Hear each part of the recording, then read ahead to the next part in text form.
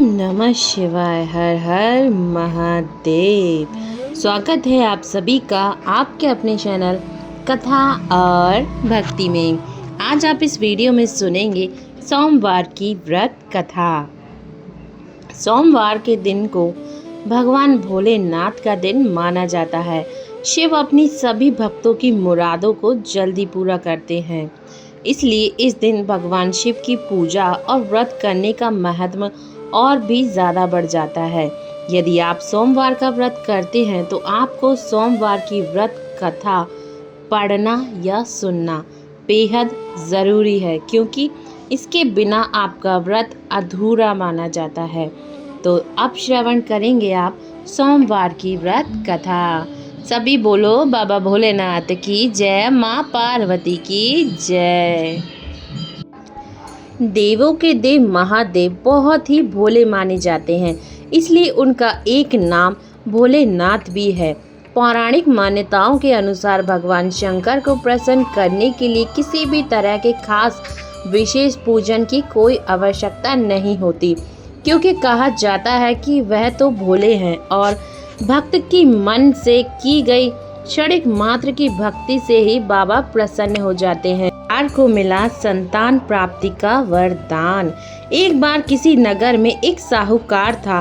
उसके घर में धन की कोई कमी नहीं थी, लेकिन उसके कोई संतान न होने के कारण वे बहुत दुखी रहते थे।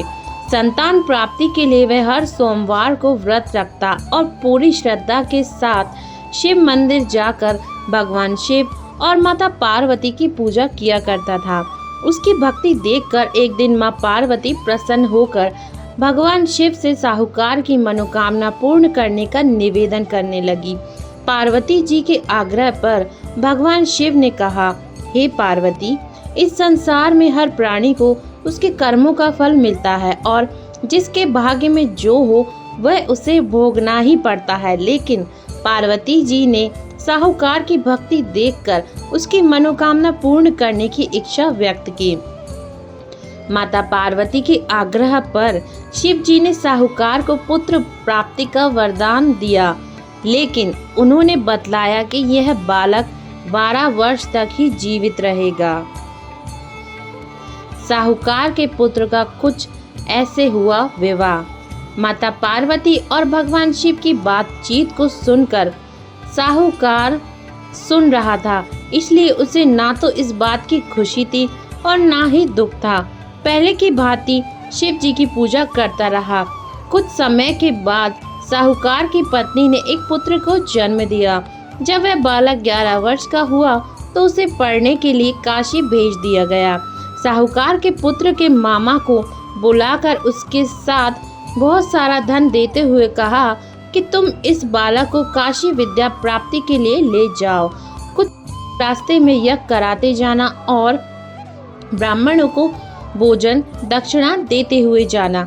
दोनों मामा भांजे इसी तरह यज्ञ कराते और ब्राह्मणों को दान दक्षिणा देते काशी नगर निकल पड़े।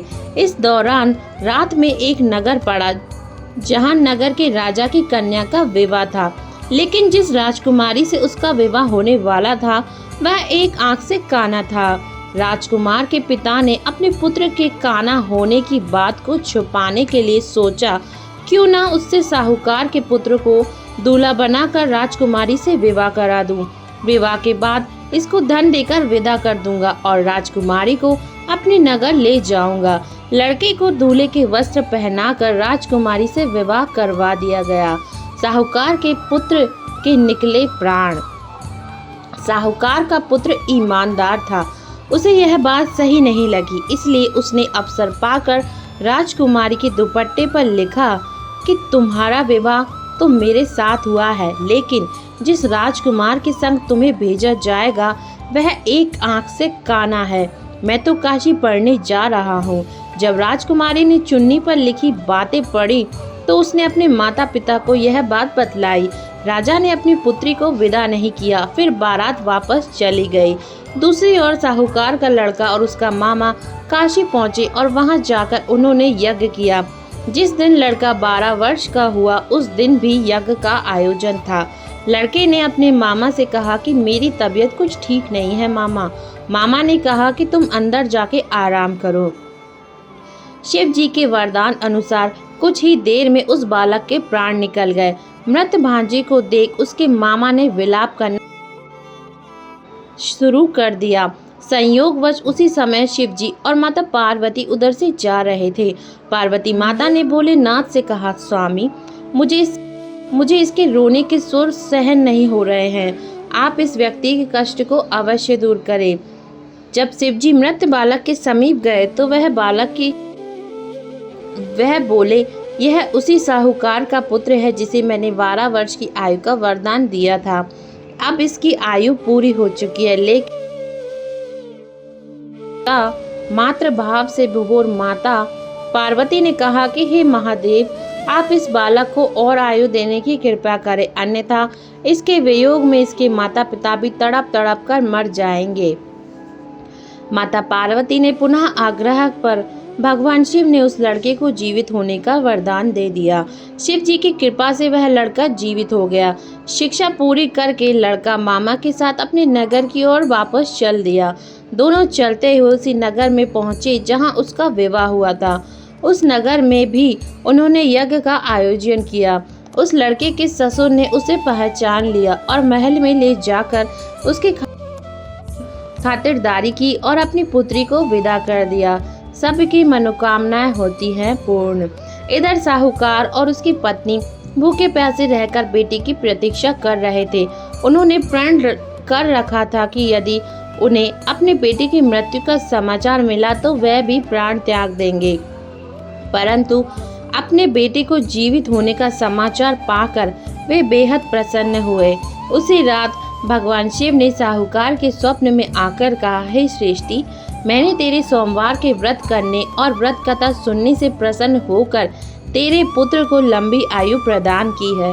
इसी प्रकार जो कोई सोमवार का व्रत करता है या कथा सुनता और पढ़ता है, उसके सभी दुख दूर होते हैं और सभी मनोकामनाएं पूरी होती है। ओम नमः शिवाय। हर हर महादेव। हे भोलेनाथ, जैसे आपने इस साहूकार की मनोकामना को पूर्ण किया है, वैसे ही कथा को सुनने वाले, कहने वाले और हुंकारा भरने वाले सभी लोगों की मनोकामना को पूरी करना। ओम नमः शिवाय। सभी बोलो भोलेनाथ की जय, माँ पार्वती की जय। धन्यवाद आप सभी का कथा सुनने के लिए। ये थी सोमवार की व्रत कथा।